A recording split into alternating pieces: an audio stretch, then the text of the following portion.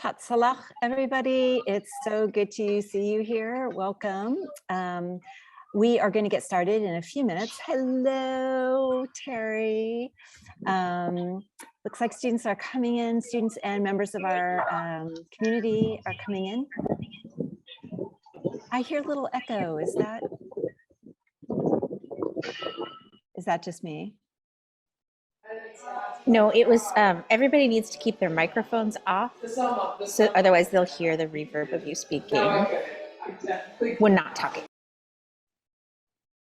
Thank you, Phenosha.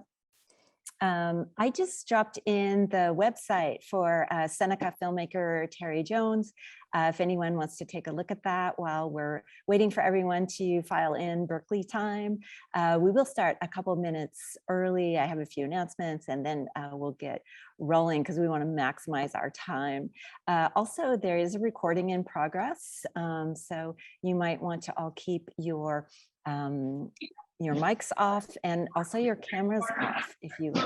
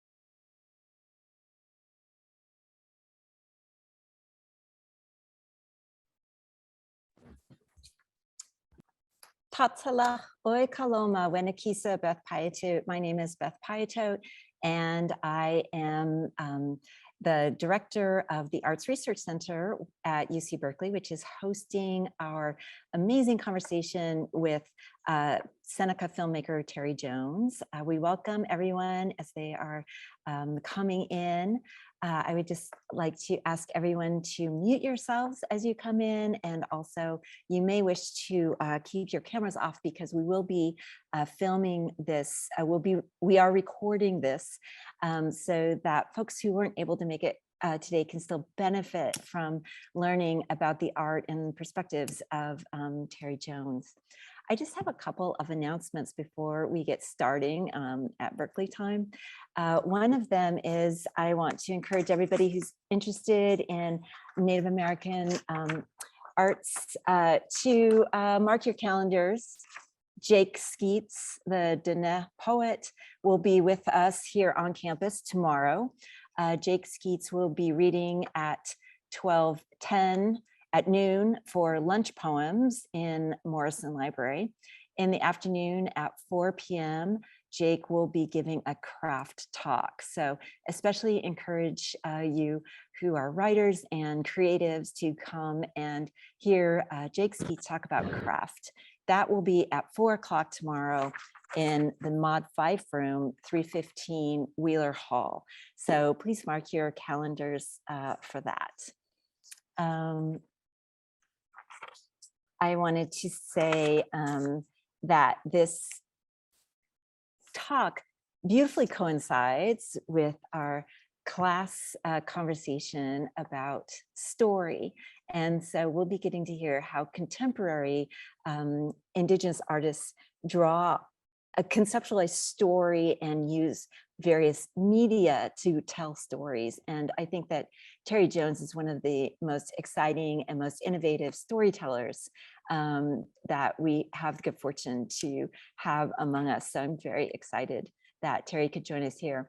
We are meeting today on the traditional homelands and the eternal homelands of the Ohlone people. And we recognize that we are here on their territory, and we affirm our commitment to making real material and political advances in supporting the ongoing life in all of its forms of Ohlone people here in the Bay Area. So I encourage you to all make commitments to stand in solidarity, to make real material differences, because acknowledgements are empty without actions. We are being joined by Terry Jones, who's Seneca calling in from Ontario, which I think are on the edge of your homelands there. Can you tell us more about where you are, Terry? Actually, I'm home on my home territory today, Seneca territory in southern, about an hour south of Niagara Falls. But I started my MFA program in film at York University in North Toronto. And yeah, I forget the Haudenosaunee. I forget the other nations that are there. I'm learning as I go along, because even though we don't technically acknowledge the borders, it still is like another country in terms of distance, but then also the history and all of that. Well, thank you so much. So it is 2:10. We're going to get started so that we can maximize every moment. I'm going to begin by giving a bit of an introduction of our guest, Terry Jones. And I want to encourage you to check out their website and also to see a full biography on the ARC website. And I think Lori might be able to drop links to those in our chat. I hear some background noise, so I just want to encourage anybody who has their mics on to please turn them off. And thank you for keeping your cameras off for our recording. So, Liloitsa, welcome everyone. I have the great pleasure of introducing Terry Jones, who is a member of the Seneca Nation of Indians, who are located in Western New York State. And Terry is joining us today from home and from homelands.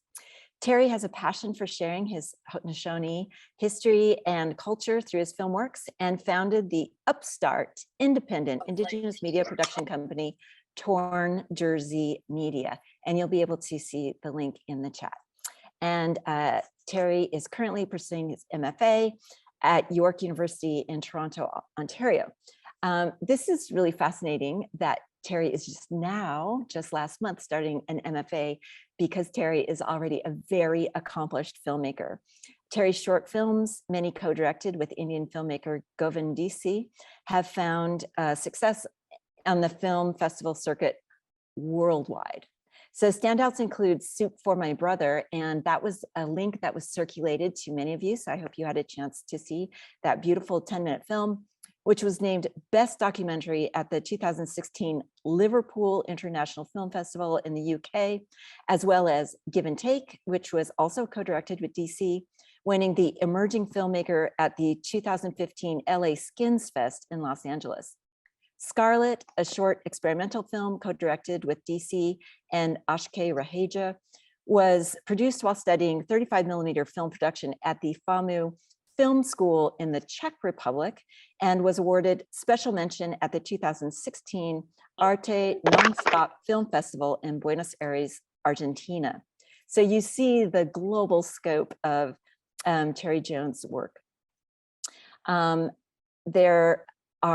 There's more information about their films and the many film festivals in which they have appeared.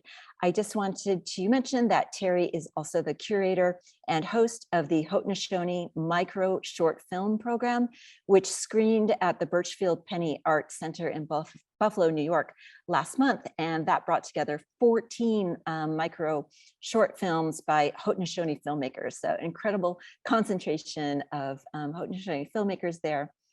I wanted to mention that last summer, Terry was part of a gaming team that was awarded Best Concept at Imaginative's Land Jam Plus, which was a game jam made for and by Indigenous creatives. So I hope that we get to hear more about all of these various modes of filmmaking and story making. But that's all I'm going to say for now, even though there's much more to say. Please check out his bio. And because I want to get off the screen so that Terry can open up by sharing a presentation about his own work. So Katsia, thank you, Terry, and welcome everyone. Yawi Scano, everyone, and thank you, Beth, for the great introduction. I'm used to hearing other people's accomplishments ramble on, and I guess I have done some things in my storytelling filmmaking journey. Yeah, so I'm going to start by sharing my screen with the presentation. Okay, so like Beth mentioned, my name is Terry Jones. TornJersey is actually an acronym of Terry Jones. There was an English comedian called Terry Jones who was part of Monty Python, and I used to watch their the credits every time they played, and I'd see my name scroll by. And one time I didn't see my name, I saw TornJersey, and I sat down and wrote it down. I said, oh, it's an acronym for, an anagram. It's an anagram for Terry Jones. So who am I? I'm part of the Senate, live on the Seneca Nation Cattaraugus territory, which is located about 40 minutes south of Buffalo, New York. In the lower right corner, you can almost see the outline of our territory. It's we're surrounded by a bunch of farms. So you can get a good idea that a lot of our land is not cultivated. It's actually still in its in a pristine mode. So when I make my short films and I film on territory, a lot of people are wondering, where is that? Where is that place? Because it doesn't seem like you're filming anywhere in Western New York. And so it's one of those little hidden jewels I like to keep in my back pocket in terms of filming on territory. So I come from a matrilineal society, which means you're indigenous if your mother's indigenous. My mom's Wolf Clan, my father's Turtle Clan, and that's baby me. In 2000, I forget what year that was, but when I was a teenager, we moved in, we got a 2-story house built, which was monumental for us because prior to that, we lived in a mobile home for a few years. And then prior to that, if anybody who saw Soup for My Brother, there used to be a homestead house that used to be there that I spent the first 5 years of my life living. We had no running water. We had no indoor plumbing. So I had to use an outhouse, and we had to pump our water. So as I go through my life journey, I always remember where I came from. Even though we weren't monetarily rich, we were rich in terms of our culture and our history and our language. And it's something that as I've gotten older, I've gotten to really appreciate.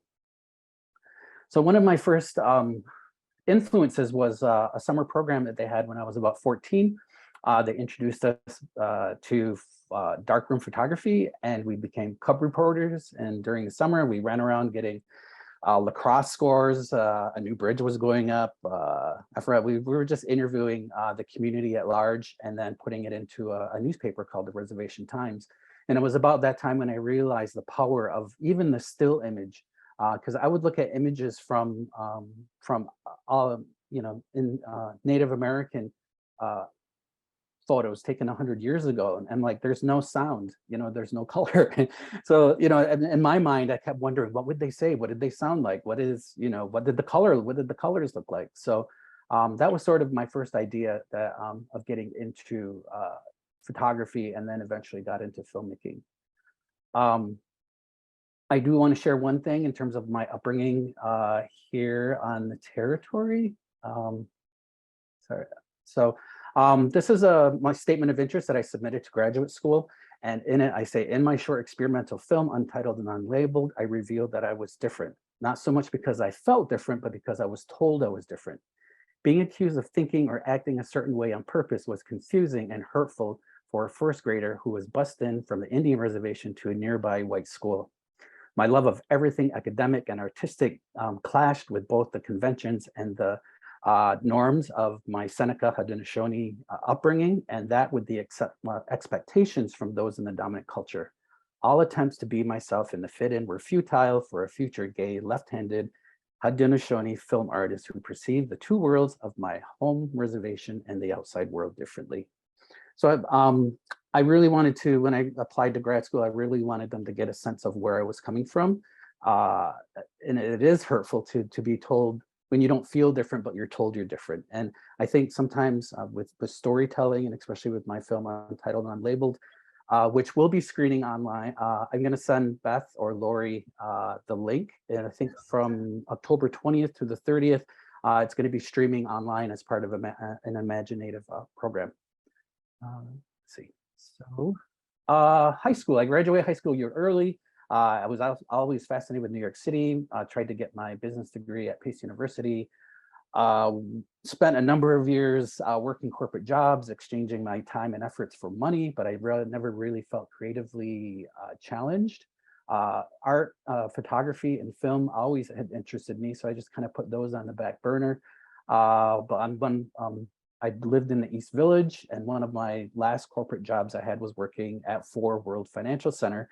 And I lived in the East Village, and I actually heard the first plane fly over on 9/11. And not only my world, but the whole world changed at that time. I lost my job. I ended up not being, the gravy train of money that I was on dried up. So I had to figure out how I was going to reinvent myself. And when I saw a therapist, and she said, when people go through a traumatic event, they either go through one of two things. They either go into depression or they have post-traumatic growth. And as an Indigenous person, I think not only personally, but I think as a people, we've kind of endured this onslaught of war and disease and boarding schools. So I think as a people, we've not been able to heal from that. So, but regardless of what we go through, where I come from, we find our way to laugh through everything. We have great sense of humor. We can laugh through the pain. We can laugh through the tears. And that's sort of where I get a lot of my inspiration for storytelling. So after 9/11, I ended up borrowed a friend's camera and made my first short film called What in the Heck is Corn Soup? That's on YouTube. 16-minute film. No, I think it's a half hour. I can't remember. 16-minute film where I show the process of making traditional corn soup with wood ash, Iroquois white corn, kidney beans, and salt pork. And in 2004, I filmed. I just took the video camera. I wasn't planning on making it a film. It was more for research of a boarding school reunion that had taken place. That is also on YouTube. I also got did an ABC talent development at ABC Disney for 1 year, where I was mentored on feature-length screenwriting. At that point in time, I knew nothing about storytelling in terms of writing. I learned as I went along. In the end, I think they had a 1-year option to develop it, which they didn't. They told us in the program that it's not going to get developed. They usually do all that in-house. The idea was to learn screenwriting and then also to make potential contacts. So it was great. So in 2012, I moved back to the reservation, moved back from my home territory, left New York City, and then I started at Syracuse University. Any Haudenosaunee student who gets accepted, not any, but students who get accepted at Syracuse University can apply and get the Haudenosaunee Promise Scholarship, which gives you a full tuition and room and board for 4 years. So during that time, being an older student, I looked at it more as an artist residency. So I just started to have fun in terms of finding ways to tell stories. Roast Corn, I think that's on my Vimeo channel. That tells a story of when George Washington burned down our cornfields in 1794, I believe. And I show how we still, to this day, we burn corn and make soup out of it, not only as a way of nourishment, but we also do it as a way of remembering our history. And as I teach my nieces and nephews that, this is a part of our history that we won't forget. And on the social medias, my moniker tends to be @CornSoupMan, because I do a lot. I try to include corn in a lot of my film works, like Soup for My Brother and got roast corn, Ancient Knowledge to the Future. I use corn. Savage Future, which I'm going to screen later. This was actually a class assignment that I just used images I grabbed for the internet. And this year I actually said, I want to finish that film. So I went through and I harnessed high resolution images and found out about which images I wanted to use were public domain. So that's why it says 2013. But there too, I used the sound of shaking corn too as a way to insert corn into my video. So in 2016, I graduated from Syracuse University out of 600 students. I graduated somehow at the top of my class. When I give presentations, I say sometimes as Native people we're told that we're less than. And I've been told that a couple times in my life. So when I went back to Syracuse as an older student, I didn't want to say like, I'm going to be number one. I'm going to kick everyone's butt academically. And I was more going at it about that. I wanted to prove I was as good as everybody else, not better, but I was as good. And somehow it paid off. So I'm really appreciative of Syracuse offering that opportunity to take part of the Haudenosaunee Promise Scholarship. It does affect and make lives better. So so since I graduated, I started submitting my films to film festivals and learned how to self-promote. This is all like my own independent sort of way of doing it. Out of the 11 class assignments I produced at Syracuse, they've been in, I think there are more than 28 festivals now, but worldwide, and over 70 plus official selection designations. 6 of my films are distributed through the Canadian Filmmakers Distribution Centre in Toronto. My first film that I submitted was Soup for My Brother. It got accepted into Imaginative, which takes place in October of every year in Toronto. Imaginative is the largest screener of Indigenous films in the world. So right after the screening of Soup for My Brother, somebody from the Canadian Filmmakers Distribution Centre approached me to be my distributor. They in turn will submit my film to other festivals, promote it to academia and other learning institutions. 2016 film festivals, Beth had already talked about that. Soup for My Brother, Give and Take, and Scarlett. Scarlett is also now accessible on my website. I'll try to get you guys a link into how to publicly access. They were behind a wall for a long time. Usually film festivals require them not to be publicly accessed. But now those windows have gone by and I'm ready to share. One of the things that I took part in, this was 2 years ago, was a VR workshop that was given by the National Film Board of Canada and CFC Creates, and also Imaginative and the Ford Foundation. And the whole idea there was to do kind of like a documentary and the impacts of the lockdown during the pandemic.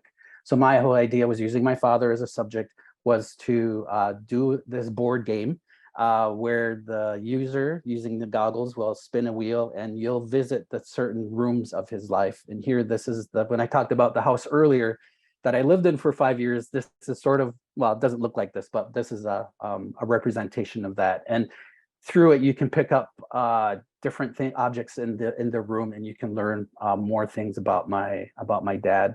Over there in the corner, you'll see those little shoes. The story he told me was that they couldn't afford shoes, so he got hand-me-downs, and he got his sister's saddle shoes, and so he had to find paint or black shoe polish in order to have black shoes when he went to school. Beth also mentioned that I did take part of, I was part of a team called Team Aina, which means land in Hawaiian.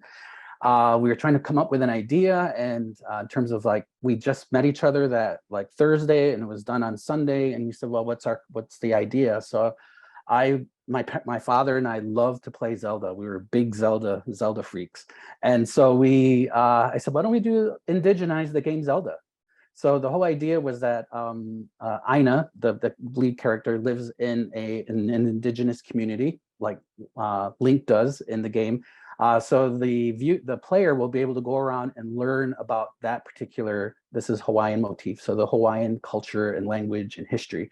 And then he gets his call to duty when when the outside world starts depleting their water source. So then once the player learns everything about Aina, then they venture out into the outside world where they meet bad monsters and goblins, which represent like patriarchy and capitalism, colonialism. So as he does that, so the whole idea was at the end, he finds the source, which is a dam. So as Aina sits there looking at the dam, he looks around himself and he sees that there's other nations, there's other indigenous groups of links who are there as well, and they all acknowledge each other, and they look at that dam, and then they all run towards it because they're going to fight to get this water, to get the water, and that's where the part one ends. So the idea was just to spark an idea to collaborate with other Native creatives. It didn't go much further than that. It's something that I think we can have in our back pocket, that if we ever wanted to pursue it further, we could. But yeah, I never thought I would be a storyteller in gaming, or gaming in terms of gaming. So in terms of my perspectives on Indigenous filmmaking, I think representation is, for me, in front and foremost. I think people who view Indigenous or Native films, not just from Turtle Island, but from all over the world, I think sometimes they have a certain idea of what that's supposed to look like. Sometimes it can be very universal, like in terms of like what they look like, what they sound like. And what I think is really exciting now with technology and the ways that we can tell our stories is that for me as a Haudenosaunee filmmaker, I can represent the Haudenosaunee people in terms of by casting Haudenosaunee actors, people on cast, or people in the crew, so that when we present it, it's storytelling is universal, and it's just a matter of they just happen to look different. We all don't look the same, and so that's sort of the way I think. In the next slide is oh no, wait, sorry. So this one is also collaborations. Beth had mentioned Govind Deecee, who I met at film school in Syracuse University, and we co-directed this thesis, senior thesis film called Gathered Places, an Indian documentary film, where I, as an American Indian, go to India, and my Indian friend comes to the American Indian reservation. And so we kind of do this compare and contrast of our cultures using the colonizers' language of English.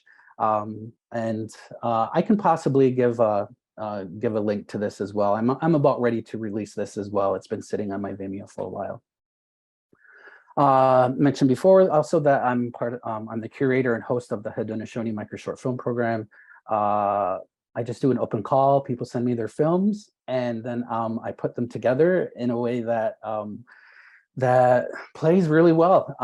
Even though we're geographically we're close in proximity, but we're still separate in terms of like, it's not like we could just go visit them in a day.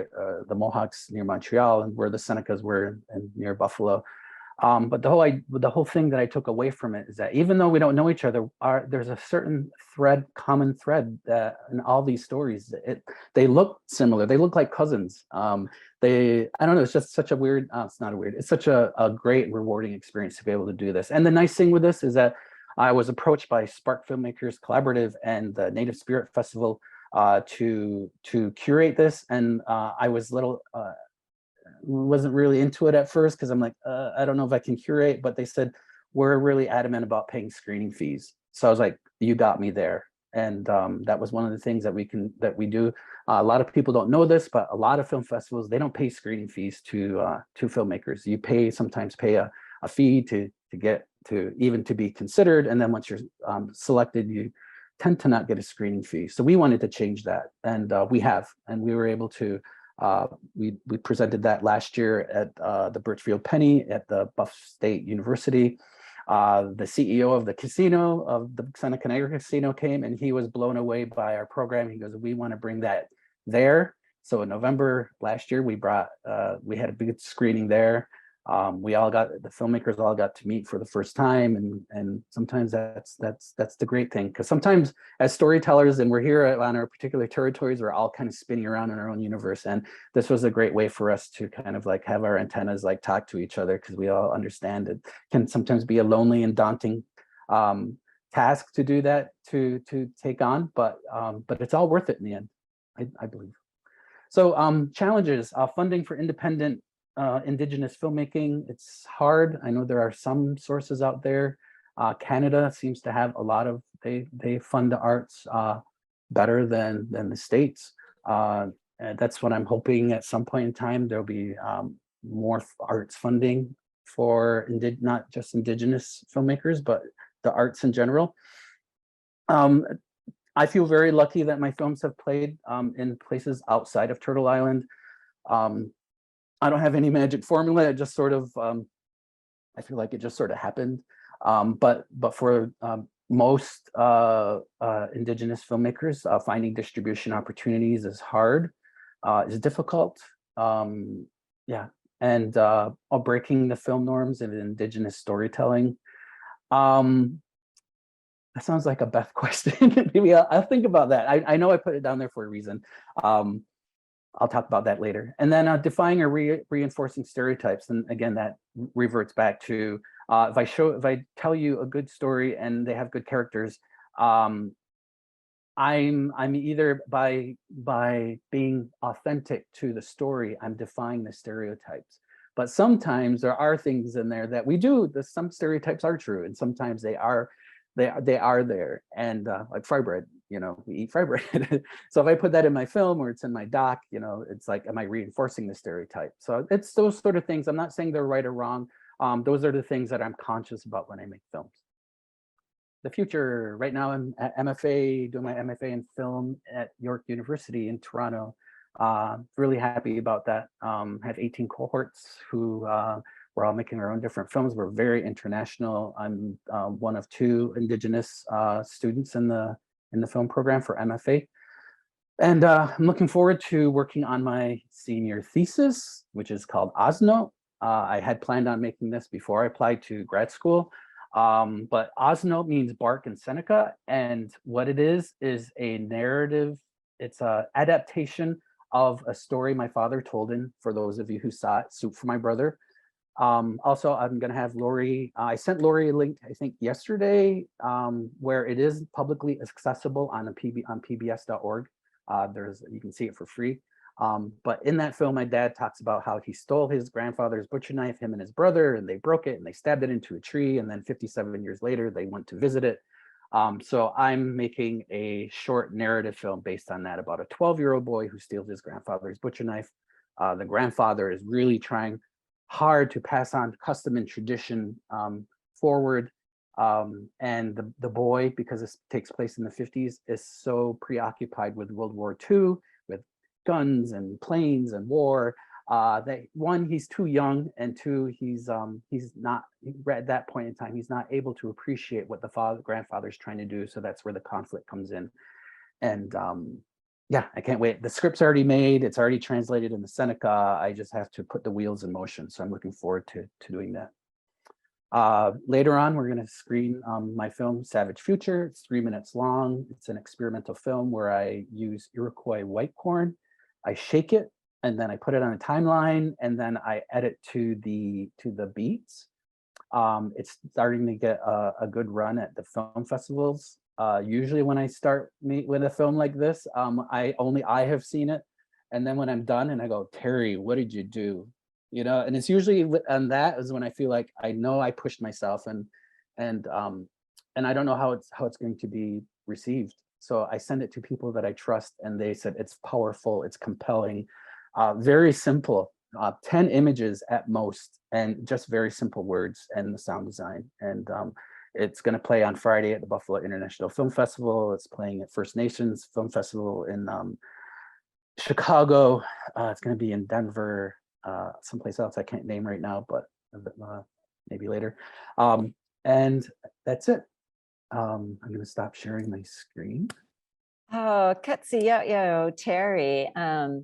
I thought you should have listed our class or our group here too as part of your premiere of this amazing film.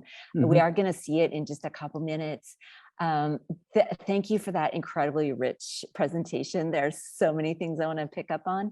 But actually, since you were just talking about corn, and earlier you were talking about story and learning how to shape stories, I wanted to ask you more about like why corn is so central to your art and whether corn plays a role in shaping story for you. Mhm. When I was 14, I was taught how to clean corn, and it's a delicacy here, and it's using wood ash and corn, and there's not a science to it, but I was able to do it, and I made it really well, and I helped to.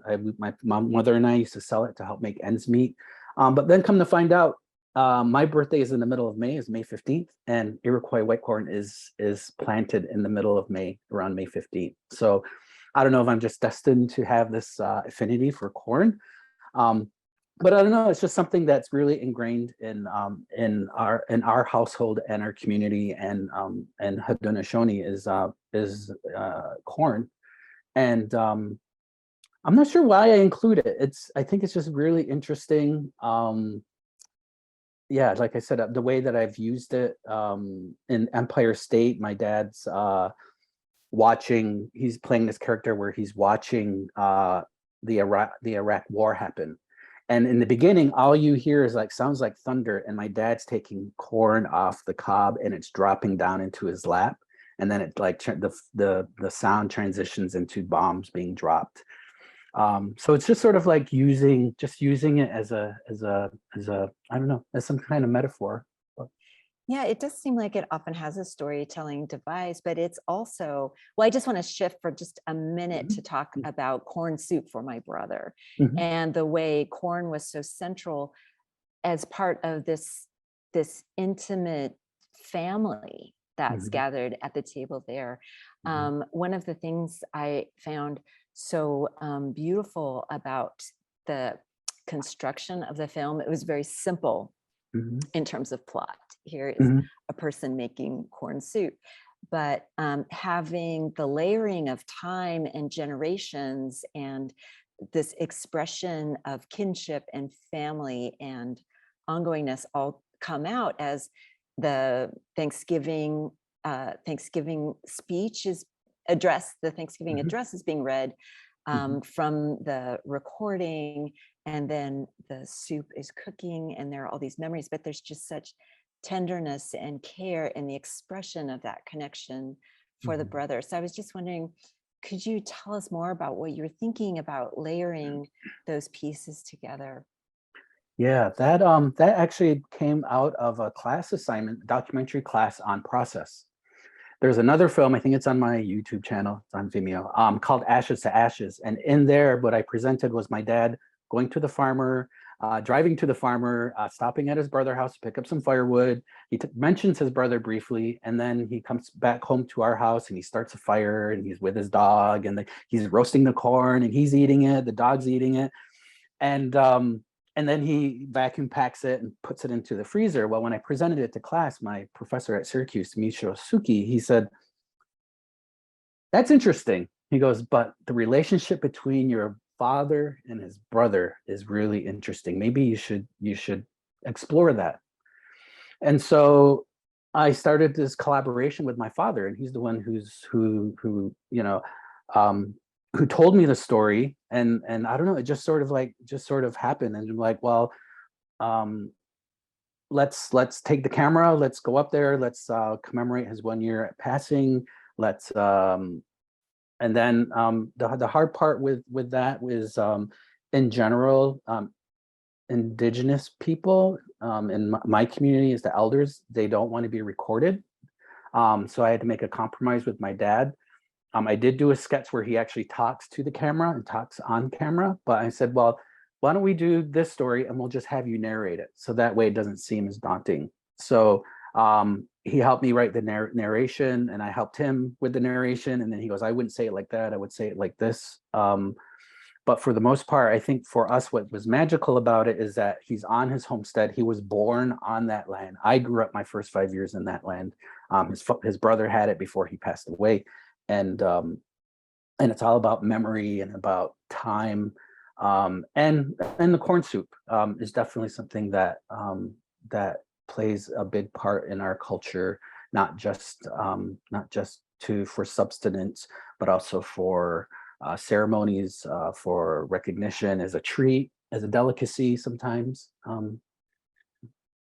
Yes, and language too is another really, Indigenous language is another really important element that seemed to recur in your films. Can you say a little bit about that? Yeah, with that particular piece, Soup for My Brother, what was helping was like, I had the idea, but I'm like, okay, what elements, what film elements do I have to help tell that story? And that's sort of the thing that as I was learning, this was in a class, was using film language, saying things without my dad having to say it. And they always use this sometimes with my word, because sometimes I include too much and they say that's didactic, but I'm like, I like that because I can always take things away. If it's too much, I can take it away. And that's sort of like the learning process is, and same with that. It seems like a very simple story, but everything is thought out. I don't want to say meticulously, but there's no like random action. He doesn't put something somewhere or pick up something or look at something unless it means something. And I think, and that's with, and the fact that I felt really fortunate that my dad is very, hit the camera likes my father. So whatever he was doing, people were engaged. But the one element was the language was his great grandfather, whose knife he stole, and that was just like, those are just like lucky accidents, not lucky accidents, but they're things that I'm fortunate to have. But if I can say one thing, people ask me, where do your stories come from? And I do have certain ideas or things in my mind that bother me or that I think about, that I ponder, and I find video and filmmaking as a way to express it. But a lot of ways I feel like I feel this, that it's the story that wants to be told and it's finding me to tell it. I don't know, it's sort of like a songwriter. It just like comes, and then I try to actualize it, and then once it's finished, then I'm the caretaker. Then I'm like, I got to promote it and let's see where people can see it, and hopefully people will want to see it. So. That's beautiful. That's such an incredible way to talk about story. We have time now to switch over to watch Savage Future. And I think it's such a fascinating form of storytelling. So I'm going to ask Lori to bring it up. And this is a great short piece. And then I'll invite you, Terry, to tell us more about how this structure came to you, because it tells so much.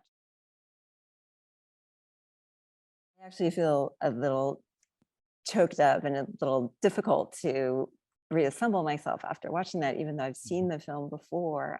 It's such a powerful use of juxtaposition. And, I think many of us in the room are familiar with these histories that you are putting into contact. And it's such a beautiful expression of how the history is touching the present, how the present is touching the future, and also so powerful to use these juxtapositions, not only the images, but the words that then create this narrative, and the very light touch, I think, of those words and phrases going back and forth for the, allowing the viewer to create this composite of Indigenous life. It's incredibly affirming of Indigenous ongoingness, but also it's so painful to be touching those histories again. So I'm wondering if you want to say a little bit about the creation of that piece, why you felt like it was a risk and why you were concerned about how people would take it. Like I mentioned, it was probably one of the first class assignments I did at Syracuse, and it's sort of like the idea of like, you can't break the rules unless you learn them. And when I was younger and thought about art school, I'm like, I don't want to go to school to learn other people's ideas. I have my own ideas, and that's not how it works. So with these stories that I had in my mind, and then with the text that we were reading, like Walter Murch wrote a book on In the Blink of an Eye, which talks about editing and how we naturally edit with our eyes. And for me, in my one short film called Skwod, How I Lost My Indian Name, I tell the story using my eye blinks, and the audience doesn't know it, but as every time I'm talking, you'll just see the you see the bottom part. No, you just see my eyes, and every time I blink, the image changes, and so I tell this story of how I lost my Indian name. And there too, and that one has it's devastating at the end, and funny at the end. But when I made this project, I thought the same thing. I'm like, how could I take something that I've learned and then put my own spin on it? And so I said, well, why don't I, I experiment with eye blinks. Why don't I experiment with sound? And so with a lot of my films, I've used my father, I've used my brother, I used my nephew, but my mom says, don't ever put me, I don't ever want to be in one of your films, act in one of your films. She hasn't seen this film yet. She knows it's there. She knows it's getting a lot of good reaction to it. And I tell her, I go, it's your film. It's more about, you're like the main character because it's all through you as being daughter. And yeah, I don't know how what you said, what you took away from it is exactly what I had set out to do. But as I'm doing it, I'm not sure how it, like, what am I going to do next? I'm like, I know it'll come to me eventually. But in terms of like finding new ways of telling these stories in a way that allows the audience to piece it together, and you're not spoon feeding them. You're not, and for me, I didn't want to create, especially with non-native people, I didn't want to be where, look what history has done to us. I didn't want to do any kind of guilt. I wanted them to relate. Everybody has a mother. Everybody can be, a son or a daughter. And just in terms of like how close we are to that history. It's not that many generations ago that this happened. And I think that's one of the things I think I wanted to really make the viewer aware in that. And the reason why I was I'm not sure. Sometimes experimental films, people, it's in film school, there was like film and there was video art. They're like, oh, well, you make video art, or, and I do narrative, and I do documentary, and I do experimental, which I like. I like that sort of playing around with how to tell stories. I've even taken like 3D cloth and projected it through the screen, in ways of taking away the TV screen or the monitors that we're looking at. So that is amazing and such a perfect setup. I think we have time for one last question. And so actually, I want to go back to this fact that you work in so many different media.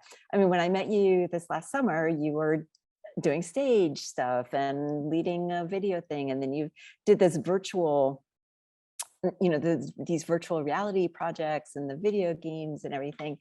And I'm really struck by the arc that you described of like first seeing like black and white photos and everyone's frozen, to actually being like in immersive animation, like almost like the fullness of that coming around.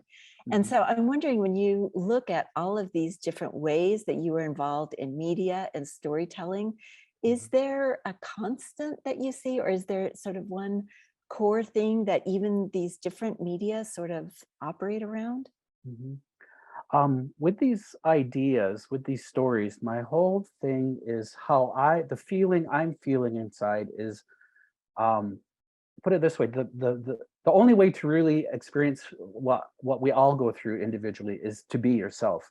And film and video and pictures, they only engage a certain amount of you're only engaging sight and sound.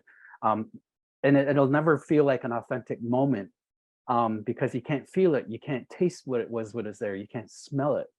But normally with like, if we were all in the same room right now, I would have a big batch of corn soup over in the corner, and after we were done with this presentation, we'd be sitting there eating corn soup. And that way, for me, is what brings the five senses together. I forgot. I'm sorry. I went off on your question. What I was going to get to answering it. What was? No, I think corn soup is always the beginning and the end. The fully embodied sense of art creation, and also that's a beautiful sense of the communal sense of storytelling. That is something that's not just happening from the artist, but also is sort of in a world with the listeners or the participants of the story, is what I was hearing. Yeah, no, true. A lot of my experimental stuff, I mean, same with script writing, they're words. But sometimes a lot of it is I'll write down what it is that I want to say. And I don't think of it as poetry. I don't think of it as narration.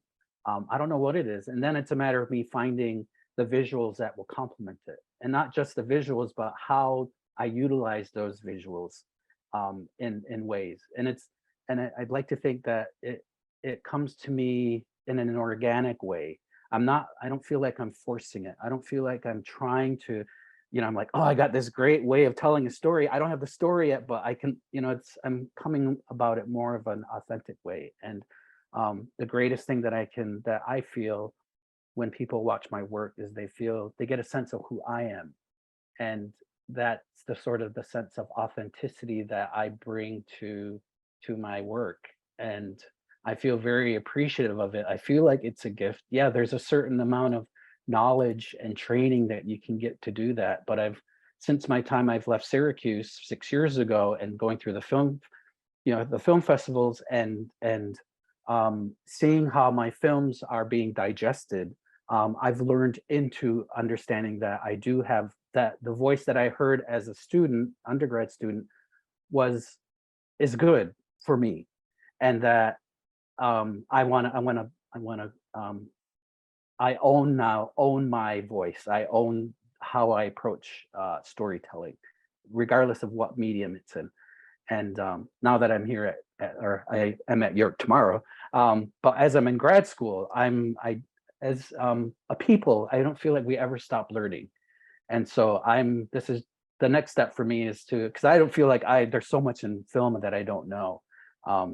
And I'm like bright-eyed and bushy-tailed about continuing in academia and maybe even go for a doctorate where it's not technically more production. It'll be more of academic writing. I can write academically. I always have these ideas of connecting dots, especially learning through dominant culture, academic lens, but we all Native Indigenous people, we have our own Indigenous lens, and it's sort of like how do I perceive it? So hopefully in the future, when someone looks back they won't be just seeing a picture of me. Hopefully they'll see this video, or they'll see my work that will help them understand how I saw this world. And it's not necessarily I'm saying it's good, it's bad, it's right, or it's wrong. It's just we are all but just one part of the collective, and together we are stronger. For we do what our actions will do for the greater good.